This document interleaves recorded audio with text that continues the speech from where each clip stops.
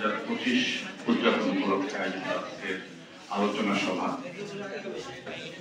সহকারী কমিশনার ভূমি জনাব গোলাম মুক্তার আশরাফ উদ্দিন, অফিসার ইনচার্জ গোপাল,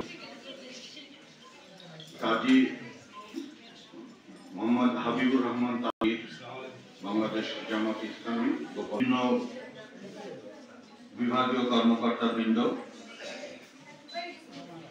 এবং সামনে উপস্থিত আছেন আমাদের বিভিন্ন দপ্তরের কর্মকর্তা সহ শিক্ষা প্রতিষ্ঠানের সম্মানিত প্রধান শিক্ষক এবং শিক্ষিকা মন্ডলী সহ স্নেহস্পদ শিক্ষার্থীরা, সকলকেই আন্তর্জাতিক মাতৃভাষা দিবস উপলক্ষে আয়োজিত এই আলোচনা সভায় শুভেচ্ছা জানাচ্ছি।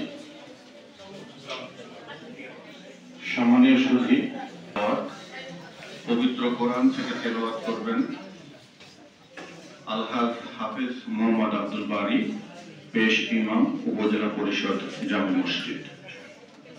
আলহাজ হাফেজ মোহাম্মদ আব্দুল বারী।